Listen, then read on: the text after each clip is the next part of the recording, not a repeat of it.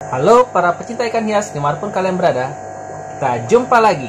Kali ini saya akan membagikan informasi kepada para teman-teman pecinta ikan hias.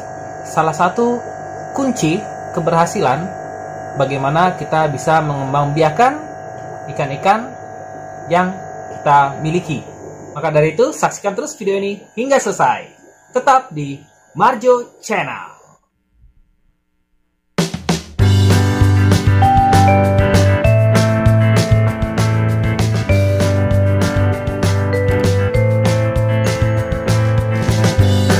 Kali ini saya akan memberikan informasi dari yang saya telah sampaikan di video yang saya sebelumnya.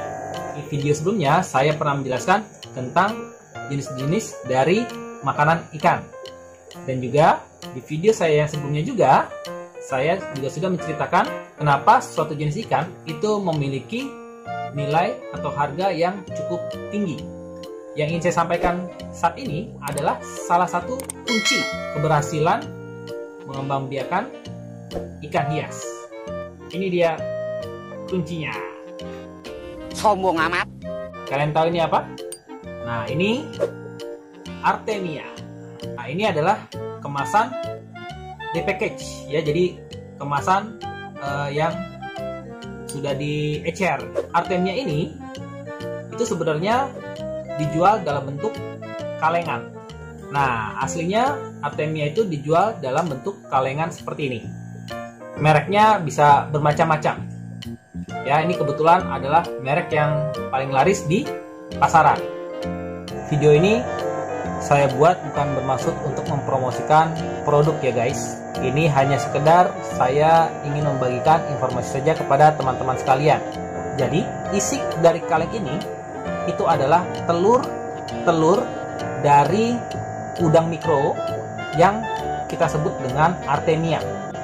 Nah, jadi Artemia ini sendiri adalah jenis udang yang hidup di air asin. Ya, jadi hidup di laut lah, seperti itu guys. Telur-telurnya dikeringkan, nah kemudian di packing seperti ini. Nah, jadi kalau kalian mau lihat ya bentuknya seperti apa, saya akan kasih lihat ya. Kurang lebih bentuknya seperti ini ya.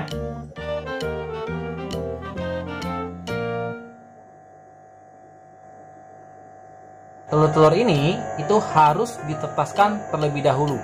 Kalau sudah menetas, itu akan kurang lebih seperti ini.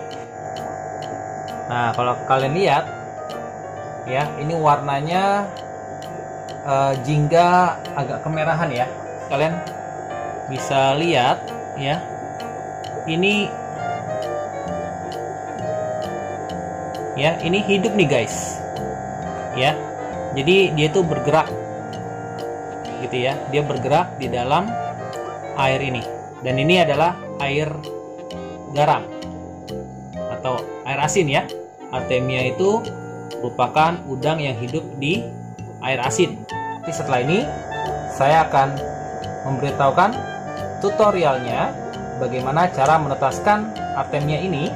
Sebelumnya saya akan memberitahukan beberapa hal tentang Artemia ini. Artemia ini merupakan salah satu kunci keberhasilan mengembangbiakan ikan-ikan hias. Kenapa saya bisa mengatakan ini adalah sebagai salah satu kunci keberhasilan?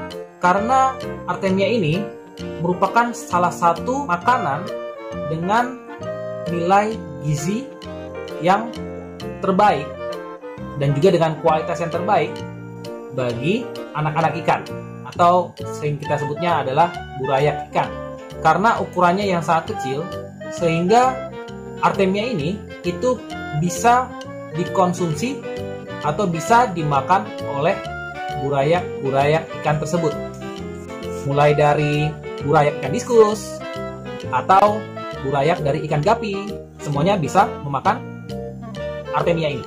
Selain nilai gizi yang tinggi, hal lainnya yang membuat Artemia ini menjadi pakan terbaik adalah karena kita bisa mengontrol kualitas kebersihan dari makanan yang kita berikan kepada burayak ikan tersebut.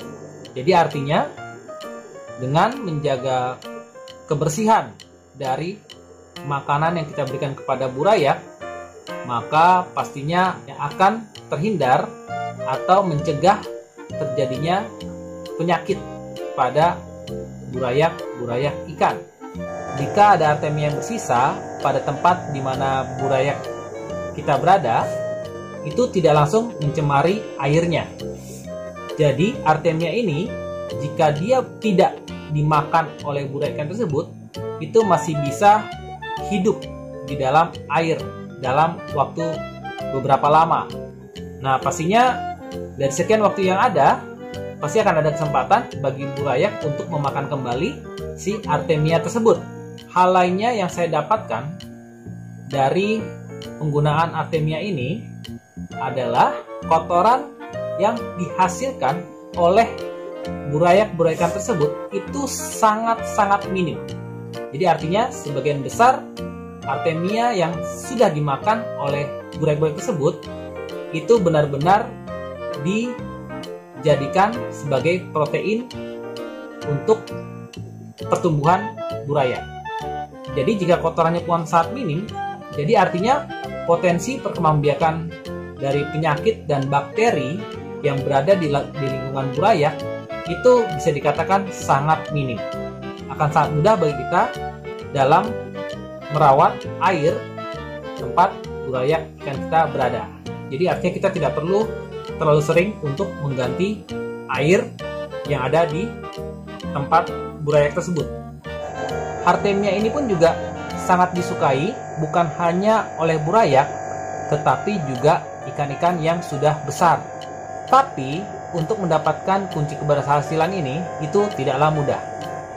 Karena untuk menetaskan telur-telur artemia ini itu bukanlah hal yang mudah.